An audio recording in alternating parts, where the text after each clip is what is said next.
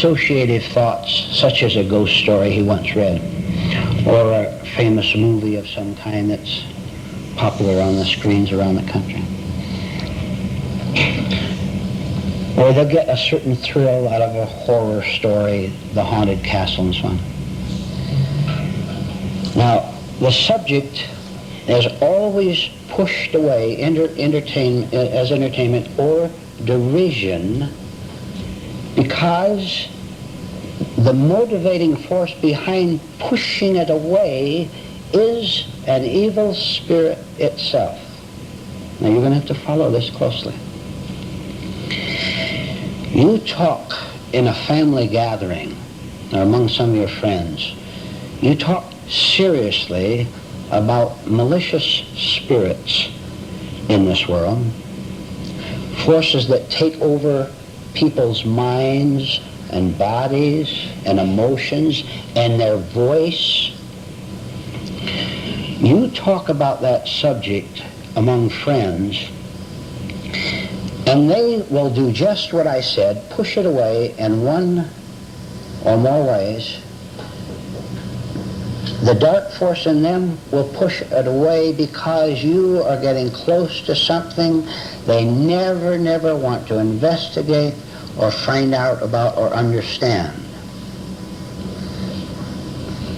You understand why, don't you? All people who are not in union with truth, or who are not trying to be, who have a sincere part of themselves at least, all people who are lost are composed of nothing but malicious spirits. But bad, depraved, enormously persistent mechanical forces that can never be anything but that. So you bring up the subject, and now I say seriously, you bring it up seriously, and you say to someone, I wonder if evil spirits really exist. And they'll toss it out, oh sure they exist. I saw that movie, and oh boy, that was really one of the best movies I ever saw.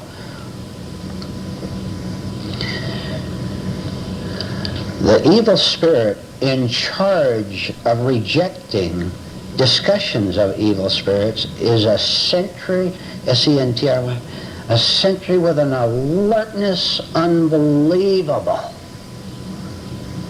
It catches the very first faint suggestion that someone, just as we're doing here in this class, someone is going to look into them and expose them in two ways. One, as the horror that they are, and two, as the nothingness that they are.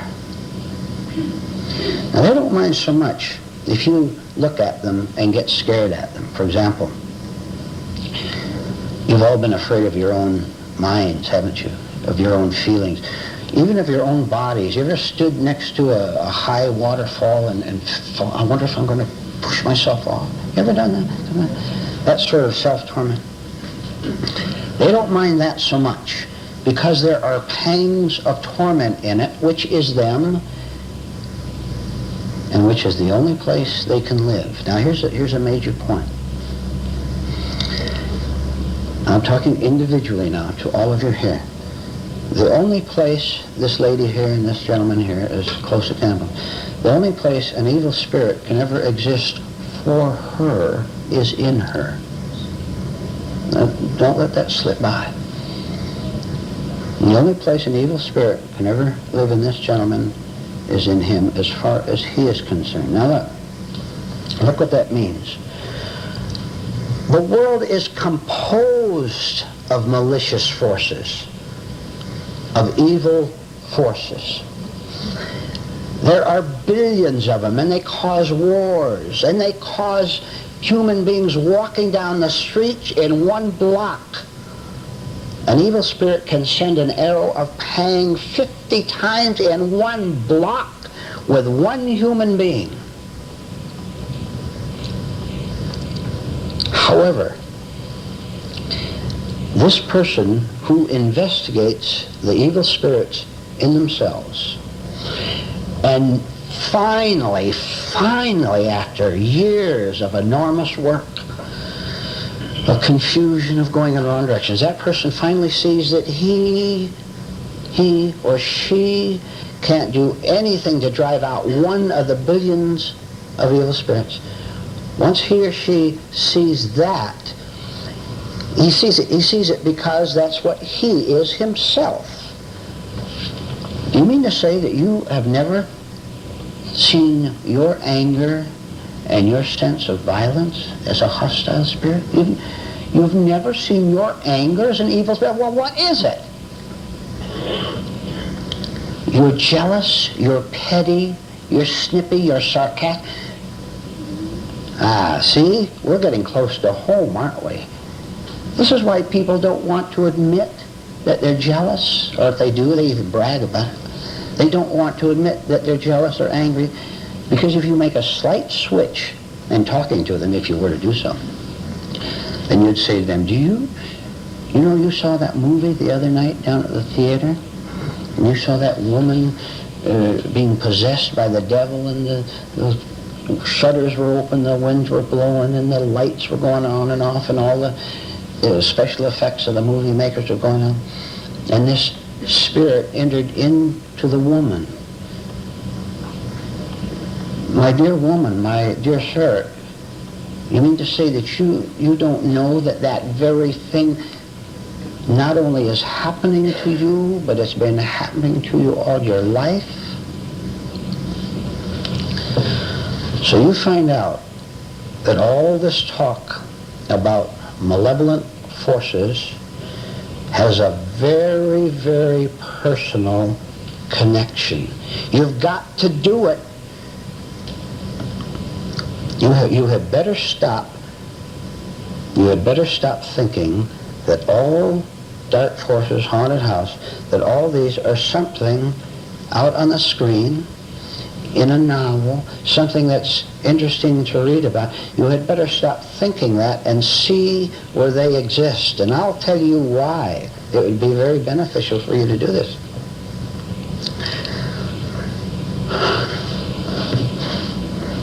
Because they tormented you today.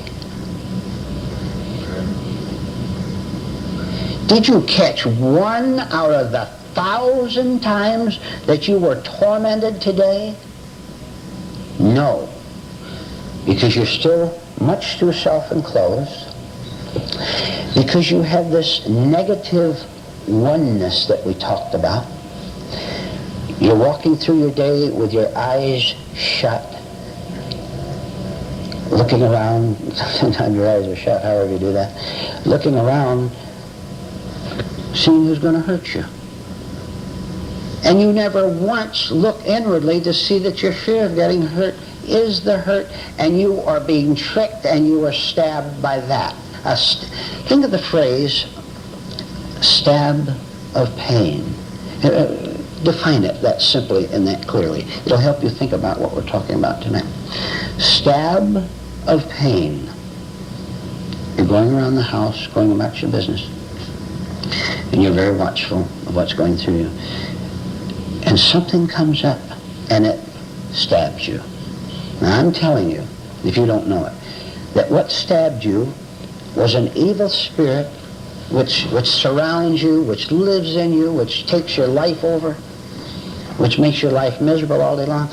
And you, from now on, I want you to remember that every time you are in mental agony, that you have been invaded and taken over. If you don't do that, you won't begin to understand the solution.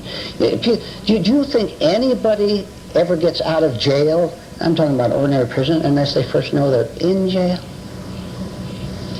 How are we going to get out of any state at all unless it becomes very clear to us? Now look, we're studying the facts tonight. We want to understand everything about it.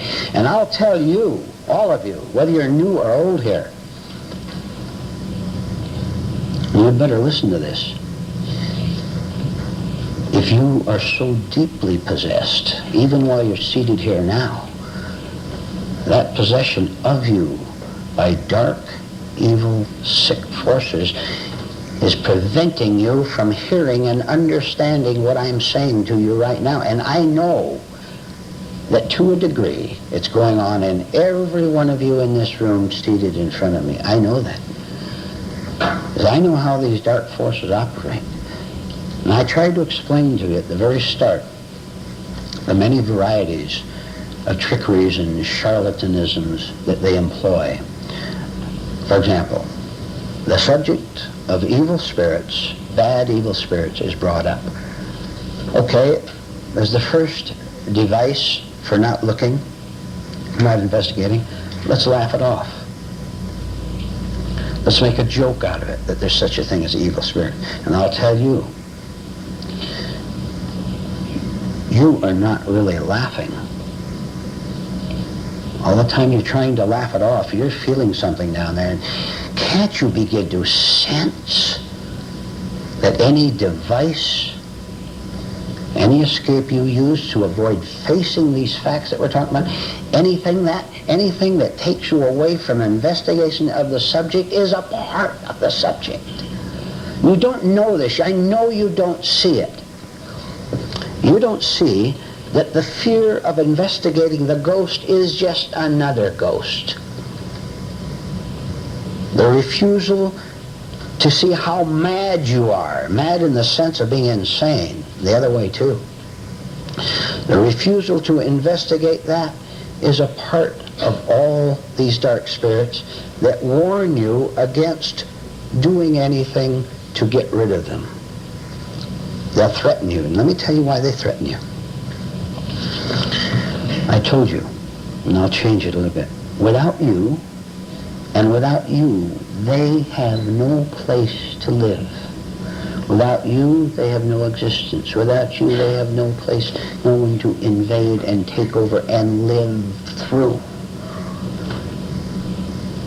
You poor, petty little people, so concerned with your career, so concerned with making your business advance, so concerned with impressing people, so concerned with being secure, so concerned that somebody likes you and approves of you and accepts you. You don't know that how badly you have been deceived. You don't see it. You don't understand that your whole state of immersion into the dark place where they live, your immersion in it makes you love it. And that's all you have. What are you going to do as an alternative? Well, you don't know that yet. So I better explain to you what you're doing wrong, why you can't even see the alternative. I've got nothing to do with myself for the next 5 minutes. I know what I'll do. Don't you dare think I'm exaggerating. I don't know what to do with myself for the next 5 minutes. I think I'll turn myself over to a demon.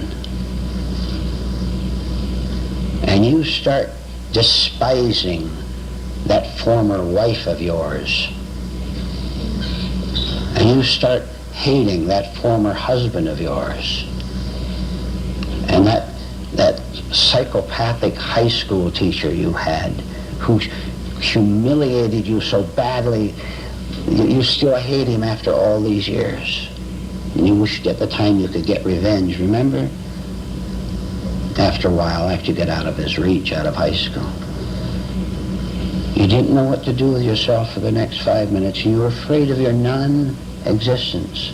You were afraid of your non-continuance. Is you, as a suffering, tormented person, time for another stab of the pitchfork? You know, the symbolism of the devil with a pitchfork isn't too bad. Pretty accurate. If you've ever been jabbed by a pitchfork, you'll know that it hurts. That's a stab of pain, isn't it? And that symbolism, as I said, isn't bad at all. You don't know what to do with yourself? Oh, fall asleep, go into negative, self-centered, emotional memory, bring up that scene again. I'll picture it in my mind, and I'll get scared, and I'll get depressed, and I'll go into a rage that this situation, this mental picture that went into my mind, I'll go into a rage that no one will change it for me. Nobody will do anything about my problem. Nobody cares whether I live or die. They don't care how much I suffer. Look, I put that picture of that horrible thing that happened to me. Nobody corrected it. Correct it. Everybody laughed at me after it happened. Correct it. And at the time you accuse that high school teacher, at the time you accuse that ex-wife and ex-husband, at the time you accuse them, you don't know who's in charge of your life. You don't know the accuser.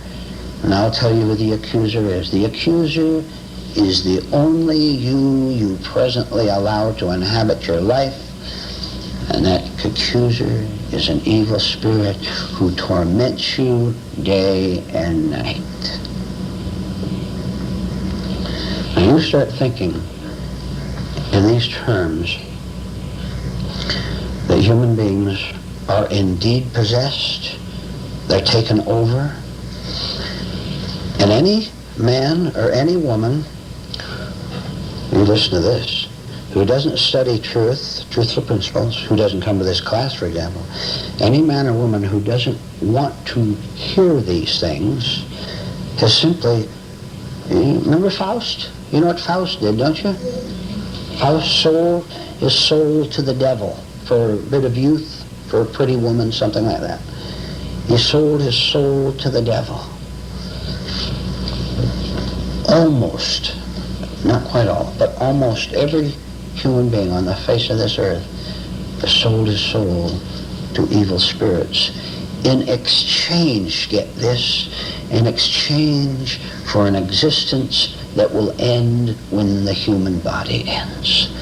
That's their reward. And they don't know what they're doing. They have no notion at all of these things that we're talking about, and they don't want to know.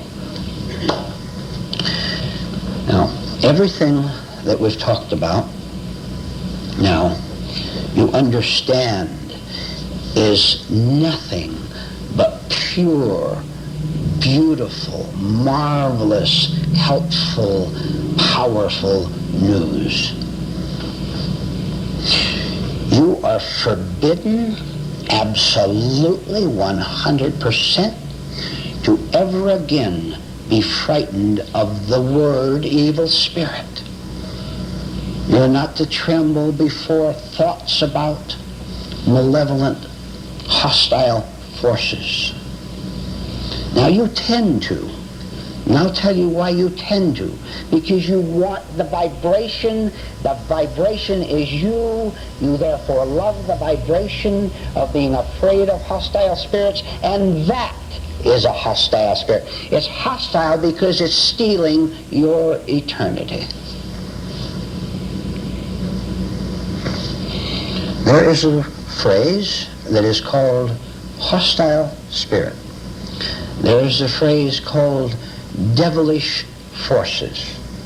There's a phrase called evil emotions. You're going to be afraid of a word on a piece of paper? You're going to be afraid of a word as you speak it or as I speak it? All right.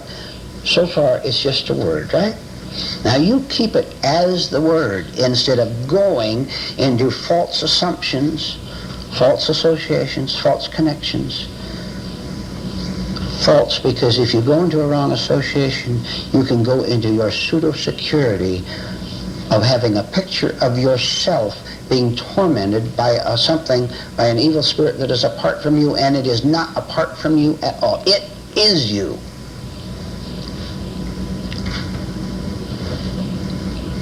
You and the devil are one. If you're possessed by devilish forces, that's what you are for now. That's all you've got. Who else? I'll tell you what else. You've got a basket that tall filled with lying labels. If they would only elect you senator, you could straighten out this horrible inflation that greedy men cause, right? If you were only appreciated, Mama, appreciated more by your children after all you've done for them. And of course, all you've done for them is to wreck them, because you never loved them at all. A basket full of lies, and the lies themselves is one or another form of a hostile force. Now, if all that you and I consist of are pretty, deceptive, phony smiles and labels, and if you come into this, which you are, there's not a decent person seated in this room, not one of you. You are a murderer. You're a mass murderer. Every one of you here seated in front of me. What do you think of that? Don't lie to me.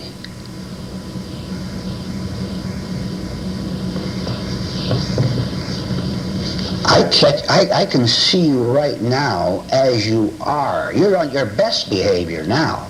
I can see through you on your best behavior right now.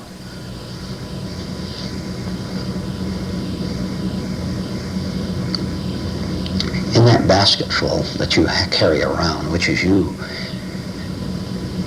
is there one little blank slip of paper, nothing written on either side, that you could pull out and write another word on it? Maybe the word sincerity, or maybe the word investigation, maybe the word wondering, something else besides the lie. If you have, and if you can do that much, you'll understand everything that we've talked about tonight.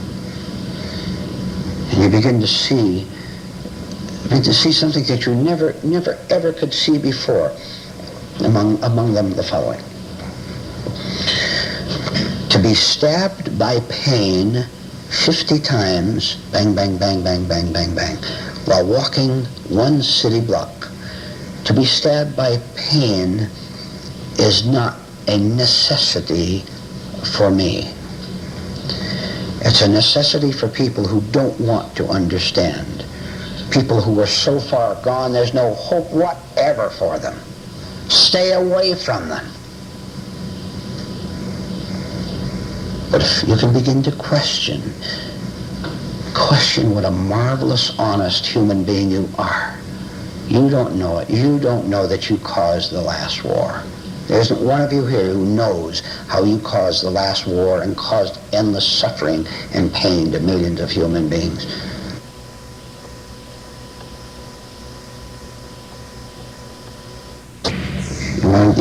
There's about 1,000 ways which you profit from war. The excitement of it, the medals from it, your sun goes off, you put your picture in the window or whatever. War is a marvelous distraction for bored people. They now have purpose. They now have something to do. Crime, I'm looking at a room full of invisible, full-time criminals. Of course you're criminals, and you are your first victim. You rob yourself, you assault yourself, you steal from yourself. This is all you are. That one slip of paper can have something written on it. It can begin the work of seeing the 10,000 other parts in you that have made your life what it is today, which is a wreck, which is misery. And don't you go out of here saying it isn't that bad, because you have just told another lie about your 1,000th lie for just today. And I know it. And you don't even have the decency to admit it. Which means, of course, you're so indecent that you won't want to come back to these classes again. Good. That's the only way it can be. Indecent people who are 100%, who have determined to slide down to hell for the rest of their lives, they will not want to return to this class because there's nothing for them. Their lies won't be agreed with here. So, to those of you who fit into that category, I say go back to your lying friends, take each other's hands and slide down to hell together. At a little faster pace than you did before you came to this meeting. Because you have made up your mind to ally yourself even firmer, more glued for the dark forces in you and which are you. Now, I said a minute ago, all this is beautiful news. Of course it's beautiful, because it's the news of liberation for any one of you in this room who wants it, who will listen to talks like the one tonight, and who won't fall under the domination of a devilish sneer. God have mercy on you if you sneer at what you've heard here tonight. Because it means you have made the decision to ally yourself for the rest of your life with what is killing you. You want life, you want newness, you want freshness. You want everything different. You want to be at a place where you're not afraid of the word ghost, where you can begin to catch the pangs, the pitchforks as they go through your feelings of your lost money, of your lost youth, of your lost reputation. Wouldn't you like to be free of all the pangs? It is possible. It is possible when the new spirit replaces the old spirit. And that's what it's all about in this class, and always will be. So make up your choice, your mind, please, which choice you want. And I will know, and you will know, which choice you have made by your attendance or non-attendance in this class. Let's take a 10-minute break.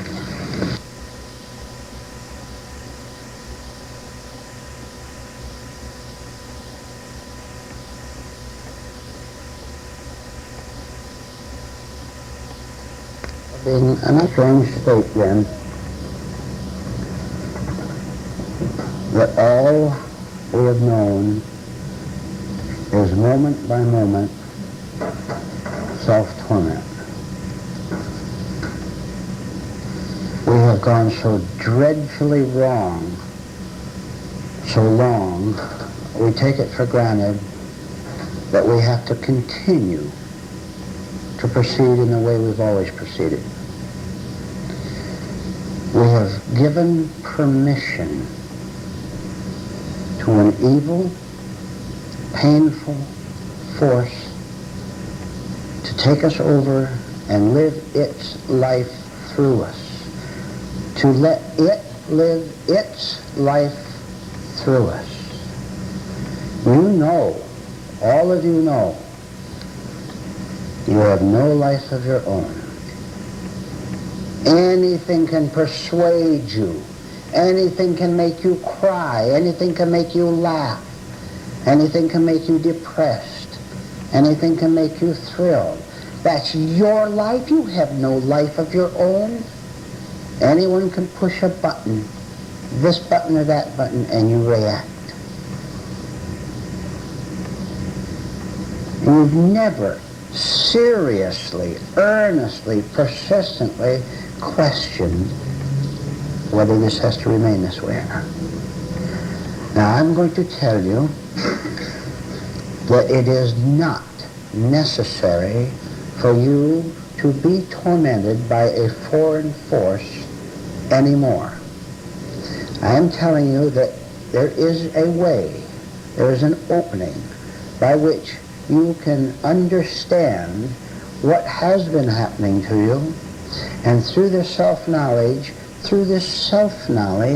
then go to a higher knowledge, a higher force that will operate and do for you what you can't do for yourself. You can't cast out Satan. All you can do is take another mask that is, and put it over the Satan face and call it non-Satan. The mask of being nice, you may not be good at anything else, but you're such a good mother to your children, such a good father, or you're a good citizen, you vote at every election, and you take an interest in politics. There's no end to the low lies that we tell in order to persuade ourselves that we're in charge of our lives. How many times during the talk, the lecture of about 35 minutes, how many times did you go away? How many times were you kidnapped right out of this room and your body was sitting here and your mind was 1,000 miles away, right? Now, isn't that evidence, painful evidence maybe to you, that you have no life of your own, you have no charge of it, no control of it? Something is controlling you. And again, I'll tell you, it all depends on your decision. If you go out of here and don't come back, you have no chance at all. You're just going to get meaner and meaner and meaner and meaner. You're already pretty mean, you know, starting with meanness to yourself. You're just going to get meaner. I'm telling you, look, the reason I say that is not to threaten you, but there may be one person sometime who comes here over the years who hears me say, if you leave this class, you're just going to get meaner and you're going to degenerate. And that person, after being gone for 6 months or a year, will suddenly remember, hey, you know, he was right about that. I am. Things are far worse than they used to be. And why did I remember that? I remember that because I remembered other things that went on in that class that were very appealing to me, but I don't know why I was taken away. I don't know why I didn't want to go back, but something kept me from going back. And that person will remember what went on. He'll remember the accuracy of the prophecy that he's just going to get meaner and more degenerate and more angry and more hateful. He'll remember that. And it's going to be very difficult for him, but he'll come back. You ever notice how few people ever come back once they leave here? You know, people come back and cats wander in and out the door. That happens all the time with human cats I'm talking about. Well, once a person decides against this, they more or less, that's it, it's goodbye. Or they come back once a year, maybe to make it look good, something like that. They've made their decision. What's yours? And if you listen to your self-pity, then that's the devil you have chosen to give you particular torment. Self-pity. How terribly I have been treated all my life. Nobody gave me a break. Everybody dominated me. I never had any power. It was the other person who always had the power, and I was always the scared one. And boy, girl, did you boil, huh? Look, you're ruining your health. You're ruining your youthfulness. You're going to grow old fast, some of you. You don't get onto these things. You have no choice but to grow old fast. Or you can reverse it and start to grow young again. Until you are young as the present moment. Now, what could be younger than that? Phyllis. Can I relate something that happened? Would you speak louder, please? Can I relate something? Yes, do. Yes, come up. You're on. Take as much time as you want. Every word that Vernon said tonight about devil forces is true. And I'll tell you why I know it's true. 2 years ago, you remember that Gloria and I left class. And I want to tell you that we experienced both of us an onslaught, an attack that was most ferocious. So much so that I saw those forces. Ladies and gentlemen, they do exist. Right. And they're inside of us. And this class teaches us what to do about it. Because we didn't know what to do about it. We were afraid, angry, anxious, and it's those very things that fed those forces. That's what they live on. In this class, we're taught not to be fearful, not to be fearful and anxious, but at least to know it. And as the fear lessens, the force of those devils also lessens. As fear goes away, we starve them. This is a fact. The people that have been in this class for 6 months, a year, 2 years, and that have dropped away are prey to every devil force on earth. And they won't be merciful.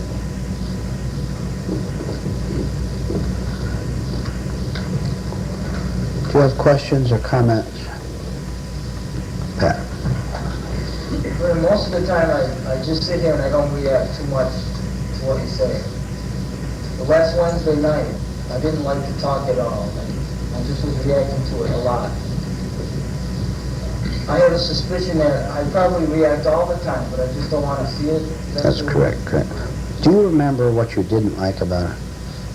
Or is it too far gone? No, you were saying things that were exactly the way I am outside in the world, and I just didn't want to, admit it. You felt maybe you were being seen through and it made you nervous? Why don't you see through yourself? When you catch yourself in an evil act, use that word, when you catch yourself doing something evil, that is not you, but you still think it is you, and now you get scared because you've got an opposite ideal picture of yourself of being a nice person. How many times have you been told you're neither evil nor nice? Now if you understand that, the next time you see yourself, something evil happening, a force taking you over, remember that you have been taken over. Your body is taken over, and you go like that to someone or you get real mad. You've been taken over, but that isn't you. That is a time fierceness, a time-inspired fierceness. It's not you at all.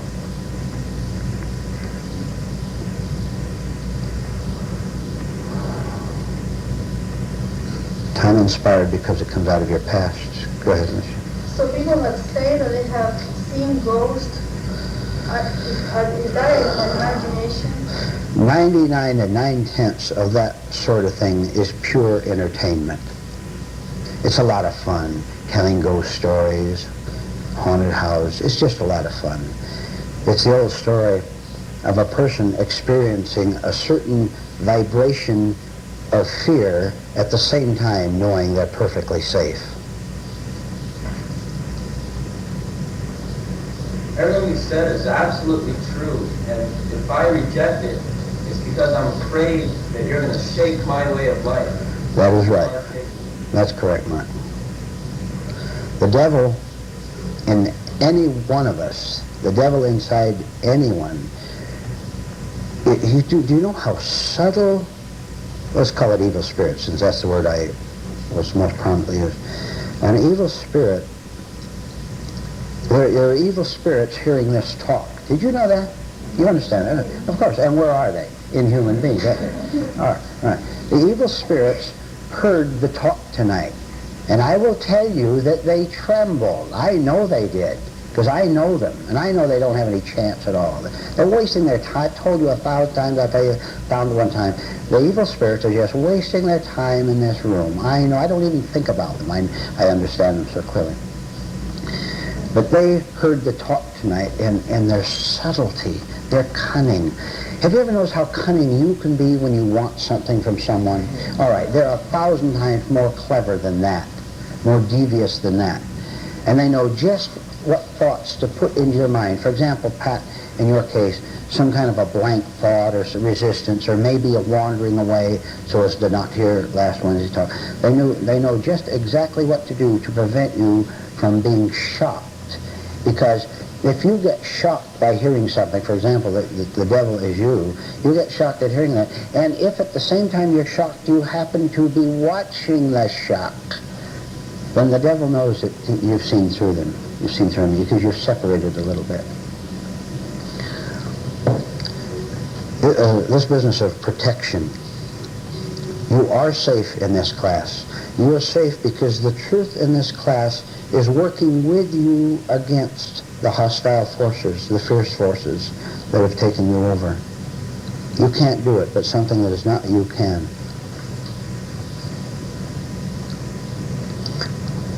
Then This connects with what you say about how the whole world is lying to us. And you just mentioned it last week, but I read just the other day that the psychologists now say that it's good for people to swear. say that last part again. The psychologists, they say now that it's good for people to swear. Sure. And I, if I had been They say. coming, I would have just read it and even believed it. I was absolutely astonished. I think it was last Sunday night on a program where a man gave an editorial against obscenity and foul words. Could this happen in America? Where a man gave an editorial against foul-mouthy? What's happening to this country?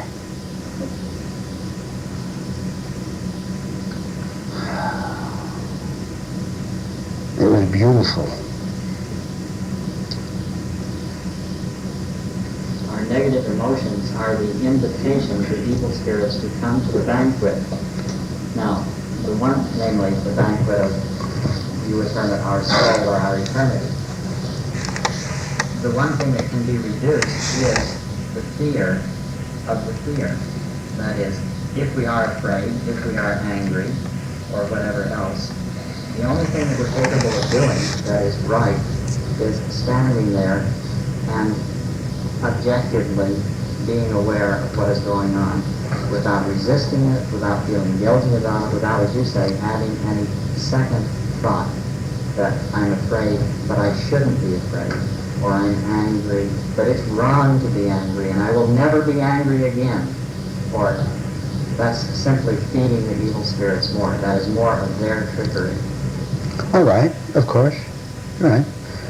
You use the term negative emotions and evil spirits, and I'm sure you didn't mean to separate them. They are the same thing. Negative emotions are evil spirits. You're just using different words. Why not, instead for a while, to impress it on your mind, instead of saying negative feelings, why don't you say evil spirits? Exactly the same thing. Or, does it bother you? Well, let's find out. Does it bother you to think that you have evil spirits in you? Such a nice person as you?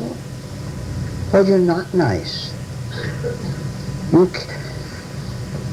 There's no way Stella can be nice, or Vernon can, or Pat can, or John or Kim can.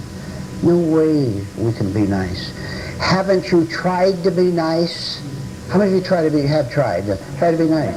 How many of you succeeded? And if I see Jim.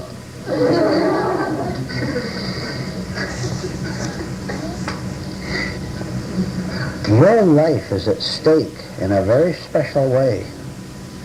Once you come to this class, you're going to have to make that decision I talked about. Yeah. Go ahead, Vernon. I notice how we're reluctant to use what you use as strong words to label ourselves or to describe ourselves. We may say, I was a little afraid, or I was a little upset, but never that I was violent and evil. Nice use of words, devious use of words, yeah. Advertising does that, by the way. No one on television ever has a utterly horrible sleepless night, tossing and turning. The lady says casually, oh, occasionally I can't get to sleep for 5 minutes, something like that.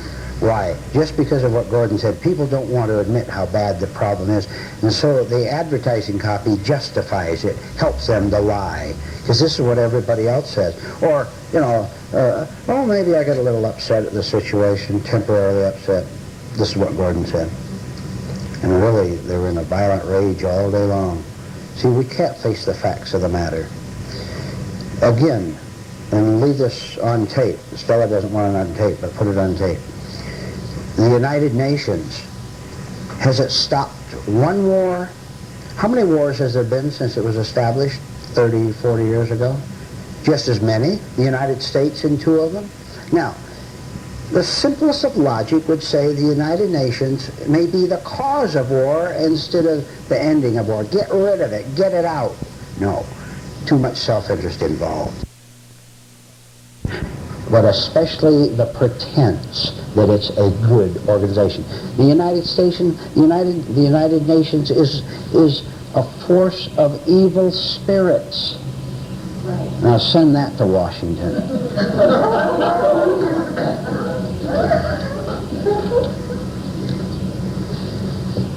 B.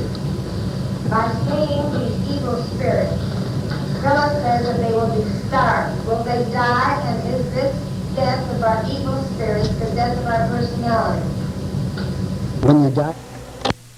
I'm sorry, I don't understand. We're talking about evil spirits Yeah, within us. yeah. By seeing them often enough, will they die? Oh yes, they can't stand the And light. is this death the same as the death of our false personality? Exactly. Yeah. False personality is made up of evil spirits, of course.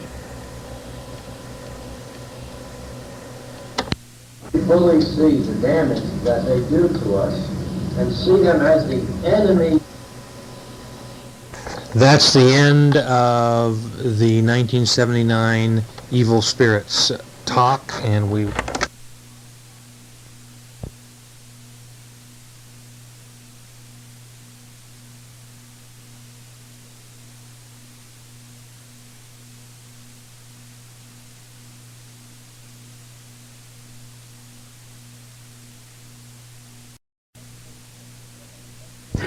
But especially the pretense that it's a good organization. The the United Nations is a force of evil spirits. Right. Now send that to Washington.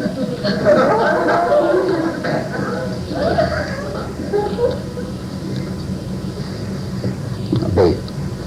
By seeing these evil spirits, Philip says that they will be starved. Will they die? And is this death of our evil spirits the death of our personality? When you die?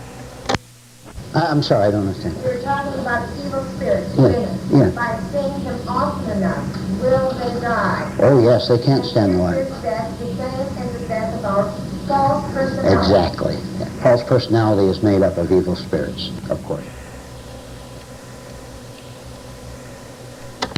We fully see the damage that they do to us and see them as the enemy. That's the end of the 1979 Evil Spirits talk, and we... The following is an October 12, 1985 AM talk. There is a remote region in the mind of every man or woman that is dim, mysterious, and unvisited. In this remote region, there is a horrifying question, so scary, so awful, that the human being is unable to bring the question out into the open where he can ask it openly to himself or to others and try to find an answer for it. The question is, what on earth is going on? You explore that region in your own mind just a little bit, and you will see that question lurking back there, but you will have a reluctance to confront it, to bring it out, to go further than asking the question. This is because you feel so helpless, so small, so insignificant, so unable to go even into the frank asking of the question, what on earth is it all about? What's going on? Too much for you. Now I'm going to tell you what's going on.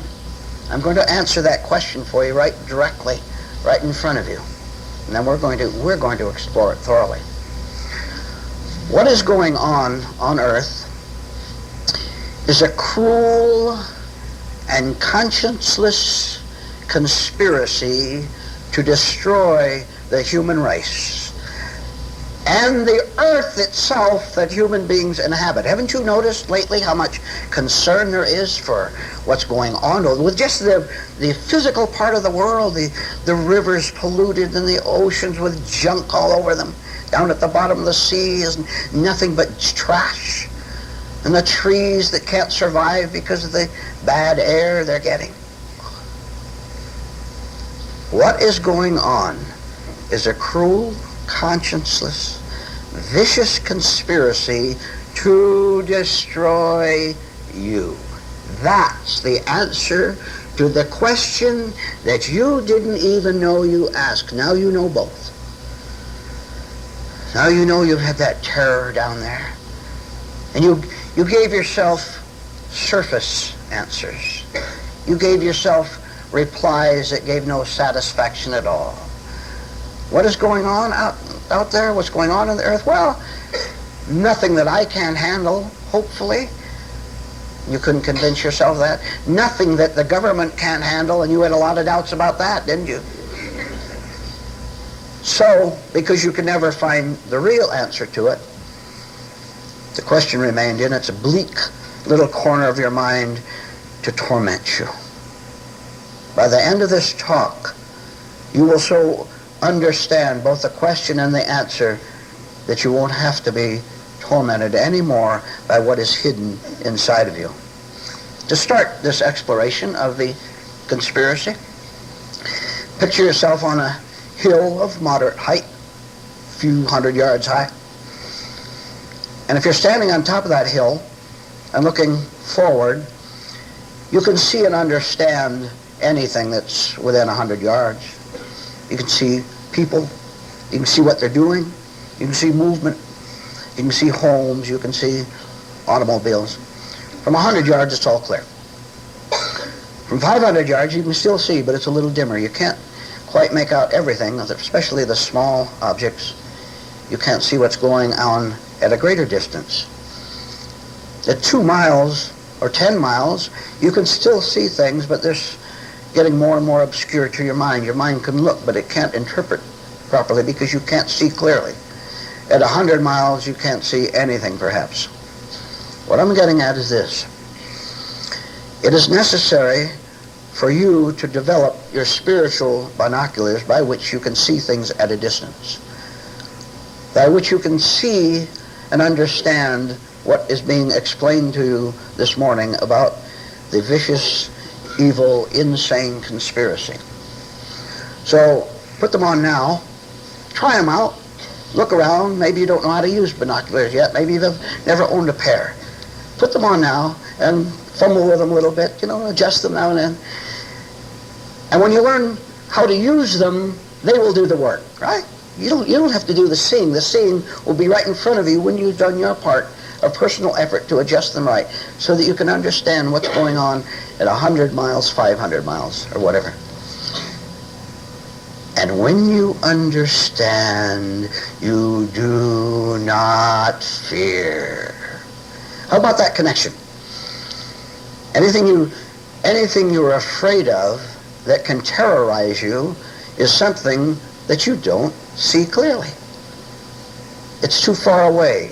It's too clever for you. It's staying out of sight. But once you understand it, no more fear. The situation and what you understand is that you caused the problem yourself. All right, now, continuing to explore this dreadful, mysterious evil that's going on this earth, we're going to make 3 classifications. Start with the masses of human beings, men and women, all over the earth, who are manipulated and terrorized, and who ask, what on earth is going on? How come there are so many enemies? So many things to battle. My survival seems at stake every moment, financial. My marriage might blow up. My very existence seems threatened. the group of the masses of human beings feel manipulated, which they are. They don't understand. They don't have the spiritual binoculars. They can only see what's immediately in front of them, their dinner and the next TV show. That's all they can see. So we have those people, which is practically everyone on earth, who are being acted upon by someone else. Who's the someone else? The second classification. To classify makes it clear in your mind. First, the group of humans who don't know what's going on. They are the victims. They are the puppets, and the strings are coming down. Who's taking care of the strings and making them do this and that? Another group of humans. We're still on the level of physical life. These human beings, the second group, there are not very many of them, but I'll tell you who they are. They are the either open or concealed power brokers. Those who manipulate the masses. Those whose total evil has qualified them to rule the evil empire called Earth. They're the bosses. They're in charge. They own great wealth. They own the physical means of manipulating human beings. They own the ways of getting through to people through the mass media, through money, through positions of power. And if you saw that all at once, what you would see, that the binoculars would work perfectly, and they would practically drop from your hands. You'd be so shaken by what you see. So we have the manipulated masses, and we have the few human beings, the super evil directors of chaos, who just love to create depressions and inflations and wars. And how they rejoice when they can bring up something that seems threatening to the very life of human beings. Some illness that they never ever heard of, perhaps, until the last 5 years.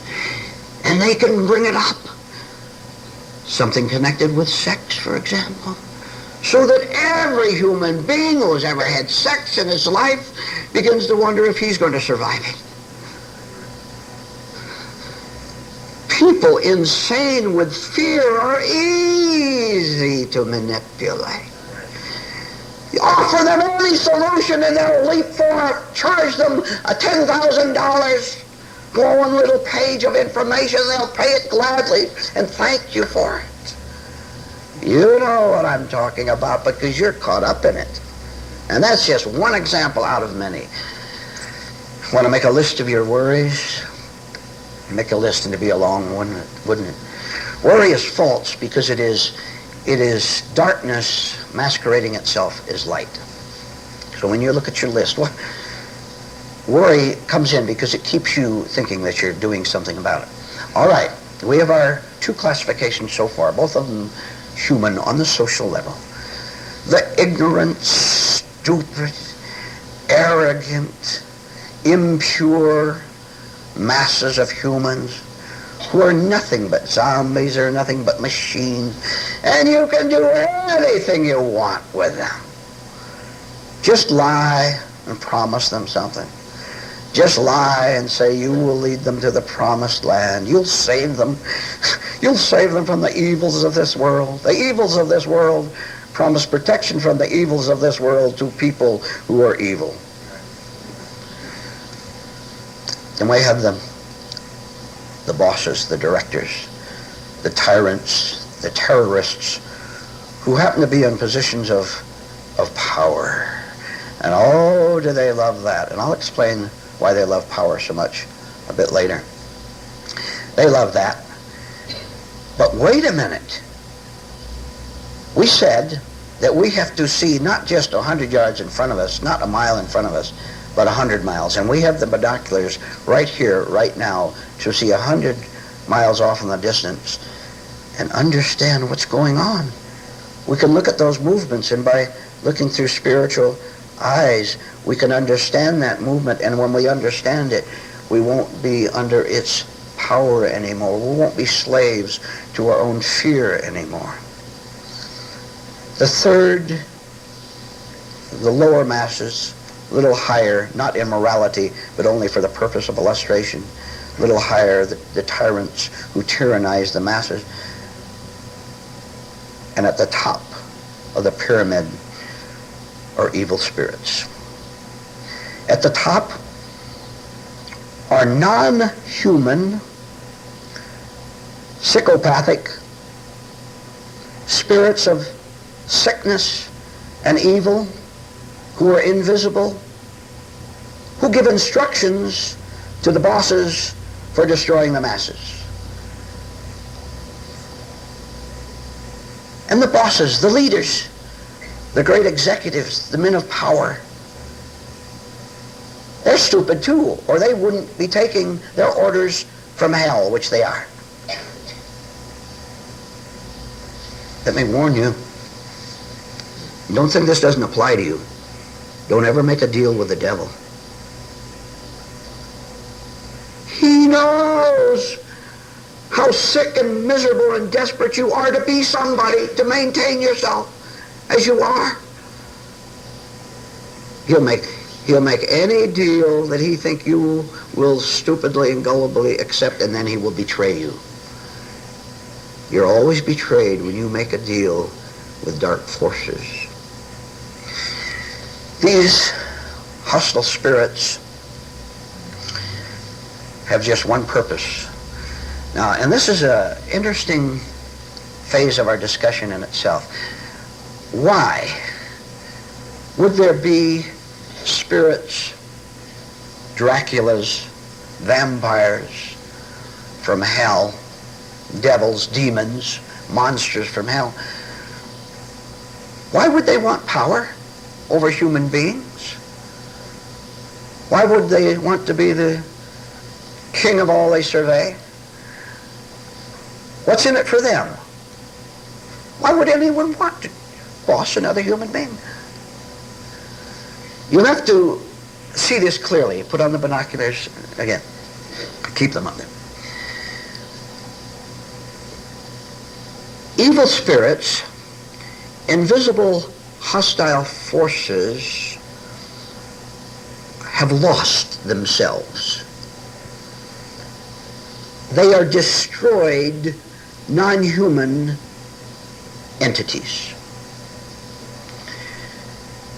They are nothing but a mass of destruction and hatred and violence because they are alienated from God and heaven. They have nothing of the peaceful kingdom, of what is grand and glorious and innocent and beautiful and everlasting. I'm describing their nature to answer a question that's in your mind. They have only one thing to live for, which is to feel more, and with increasing violence and agitation, to feel more of themselves. And I just said what their self is lostness and destruction, violence. Now, how are they going to feel more of themselves? By making you feel the same thing. Causing trouble to other people. I want you to make some connections. Now, we're talking about things that are way out in the cosmic conspiracy of things, but I want you to, while I'm talking, to bring it down to earth. Think of your human relationships, for example. Have you ever wondered, ladies, why that man is so brutal as he is? I've already answered it.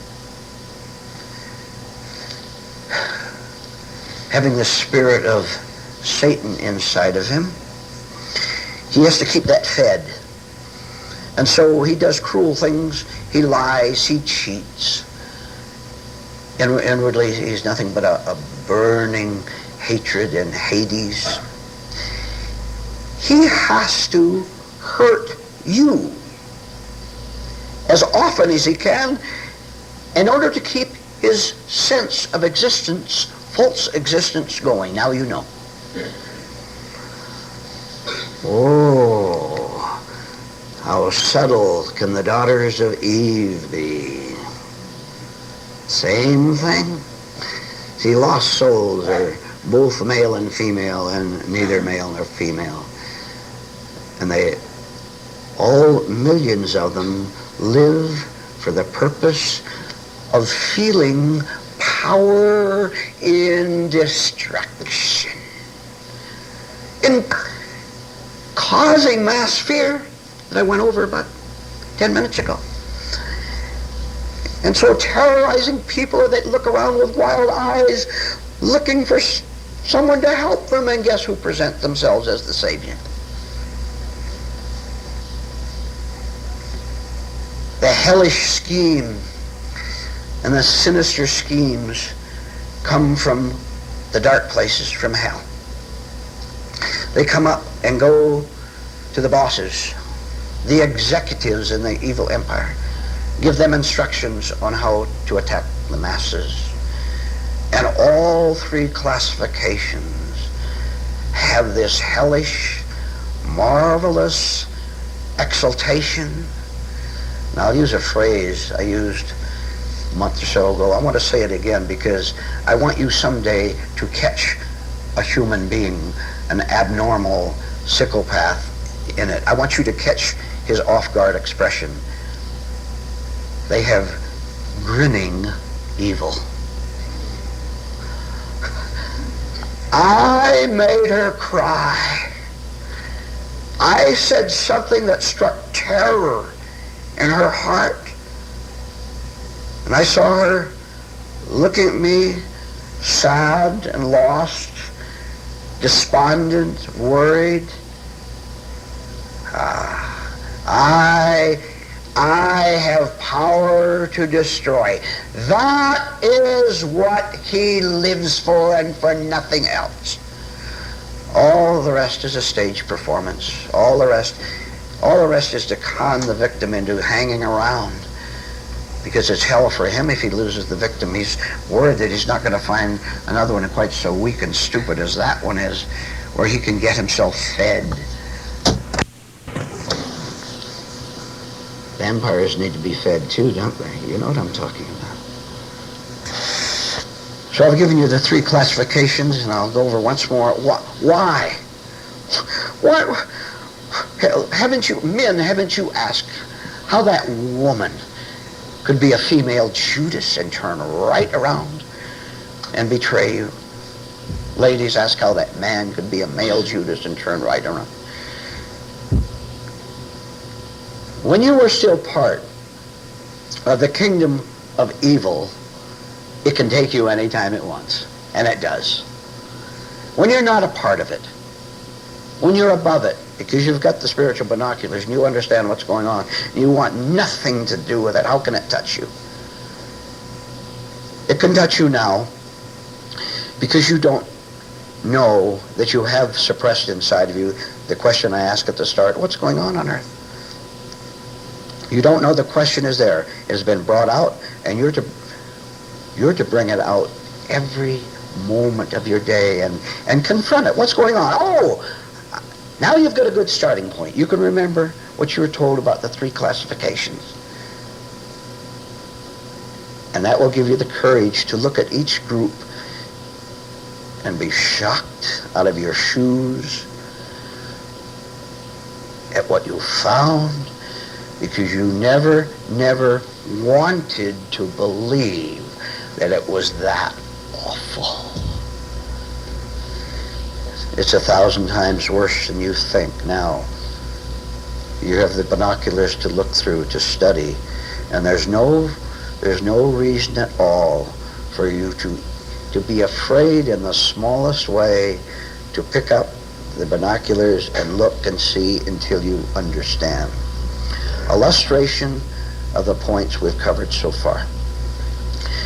One nice, balmy, pretty day, when there were no clouds in the sky, the veteran angel and the apprentice angel were flying around, And they looked around and they said, hey, there's no clouds in the sky. Where are we going to rest?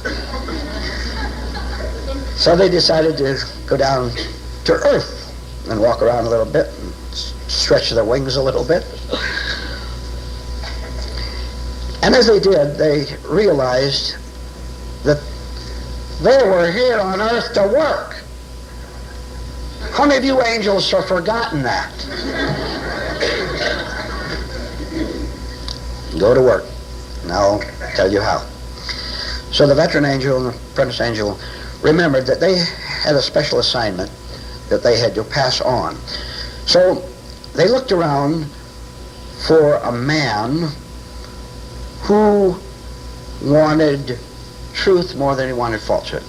A student of what was right, and who was beginning to abhor all that was wrong, including all the wrongness in himself.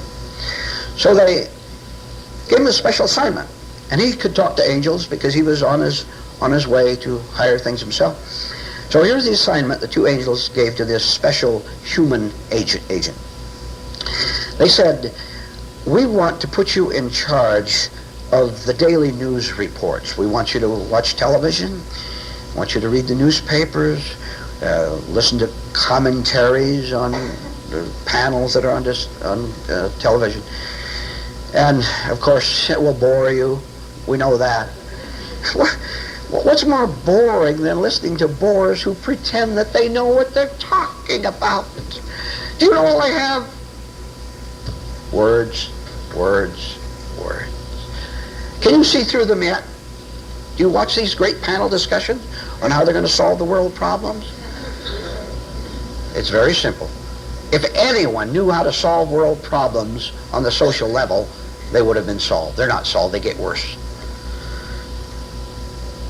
I told you that Satan himself wants them to get worse. Remember how we tracked it back?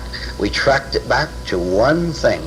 All the way from humans, evil spirits. We tracked it back to the battle between God and Satan. Angels told this special agent to watch the news and give any report that he might have of anything that seemed a little unusual, a little different. So he said, fine, I'll look around, see if I can find something. And the angels wanted this information of anything unusual because that could be the start of another sinister scheme of Satan and his demons to plan another attack. Remember, Satan and his demons are always hungry. They always need to find someone to hurt or hurt worse. No matter if you're lying down on the ground groaning in pain, they need to kick you while you're down and laugh at you while you're down. You don't know. You haven't visited hell yet, and you had better. And make it fast so you can see what's going on down there, because what's going on down there is what's going on right here on this earth. That's what's going on. But you don't see it. I've given you the means to not be afraid to see it. The assigned human being, this good student, obeyed instructions. And I wish you would all obey instructions more, please. You know that you're disobedient, don't you? Catch your disobedience. What's the things that are told you to do here are for your good, not for your bad, but you don't know that yet because you prefer to think that you know better than truth itself, which you don't, which is why you're so glum and so frozen, and why you're not free and loose and casual, and why you don't enjoy your own company. The student looked around, heard the news, and he finally gave a report. Angels came back at the appointed time, got together, and he said, you know, I did notice something unusual, but I don't know what to make of it. You're smarter than me, so I'm going to tell it to you, and maybe you could explain it to me. But here's what I've noticed, which I don't understand.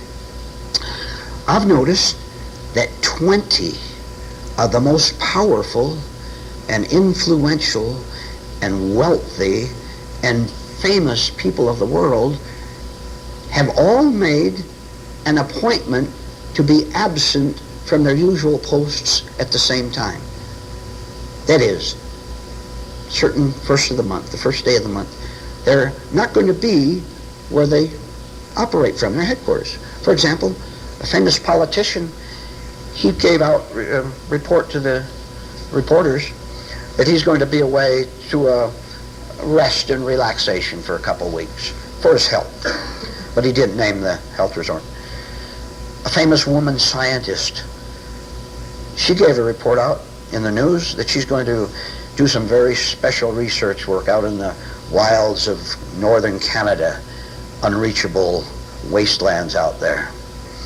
And several other famous people gave out news reports that they were going to be gone somewhere else and gave a reason why they were going to go there.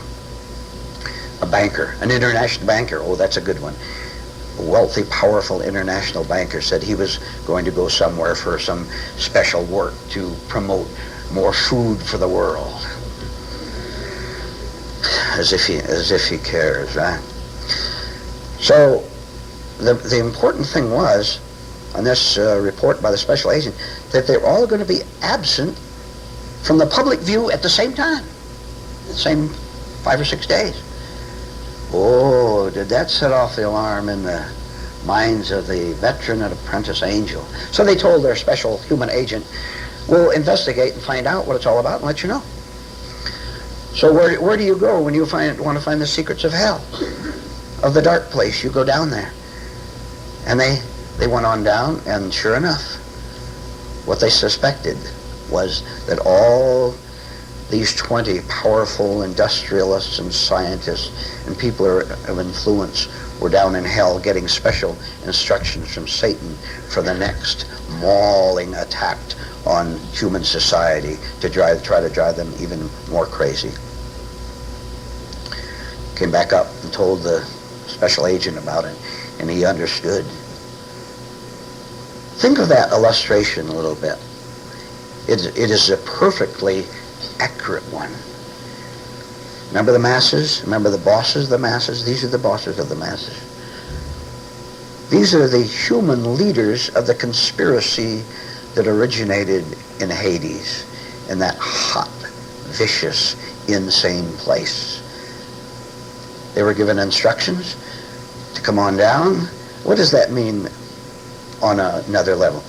It means that their minds meet. Their minds work alike. And they are the people with the authority to start a war. The military men, those who want profits from war. All these people have likewise minds, all the same. And I told you the motive. I wonder if you have grasped it yet. See, it might be hard for you to understand why anyone would live to destroy. First of all, can you detect a little bit of that in yourself? Don't you like power? Don't you want to win an argument? Start with that little bit in yourself. But I'm talking about something that is far more than that, far worse than that. Where they think that their life, which they don't have, but they don't have the secrets of heaven of what real life is. They think their life depends upon destruction, and so they go all out. And so the secret agent was told about it, and he understood it. And he was retained as a continuing worker. How much have you lowered your resistance while I've been talking, so that the words that you've been hearing and the explanations can be taken from this room, and you will go out thinking clearly and logically. And I now instruct you to do that. And start with the fact that what's going on in this world, that's the question, and you want to know the answer to it. Then go on to the fact that there are 3 classifications. So you work with them, you brush against them in the busy supermarket, and they're going up the escalator when you're going down, or vice versa when you're in the department store. They're there. But you haven't been able to grasp that there are super sick, few in number agents, but who nevertheless cause the igniting of the fire of a scary rumor among the masses. I want you to think more about that. And then you have to think even deeper than that to go on to seeing that the actual head evil is what we call Satan, Lucifer, and his demons. And, of course, on this earth, every insane human being, and every insane human is someone who does not know God and heavenly places. They are all conspirators together. Now, ordinarily you would say, oh, the odds are against me. You should know better than that. What you've just heard this morning alone has begun to give you that little bit of sight power, which leads to understanding power. And this is something that is real. I tell you, your continued study of these three divisions and the hellishness of them will make it increasingly clear to you they have no power at all except as your delusion gives it to them. See, evil exists as a physical manifestation. Isn't it evil for two human beings to go out on a battlefield and jab bayonets at each other? Isn't it evil for a human being? Isn't it evil and wrong for a human being to be afraid of any kind? I'm talking about you having the power of pure sight at which no evil can stand against. That is your objective. And you've done all the wrong things to achieve it so far. You thought that you had to do it, and now you know that you're the last person who can do it. And now you know that the Spirit of truth comes to you first by understanding that you can't do it, and then getting yourself out of the way, and then letting insight, such as you've received this morning, come into you and do the work for you. Now, you are not going to work for Satan anymore. You're not going to be a part of the sick masses anymore. This means you are not going to think that it's necessary for you to be irritable, for you to fight, for you to justify yourself when you do something to hurt another human being. Your very nature, the way you are, hurts everybody. And you don't see that. I want you to go over and over and over again with a very relaxed and receptive mind and spirit. I want you to go over what you have heard. It will lead you from the start to the very end, where you're very conscious that all problems come as a result of the battle between God and Satan. All you have to do is to know the right side, the side of God himself. You do that, and the understanding and the power and the necessary action for living right here on this earth perfectly and with perfect ease, that power will come to you. The meeting is over.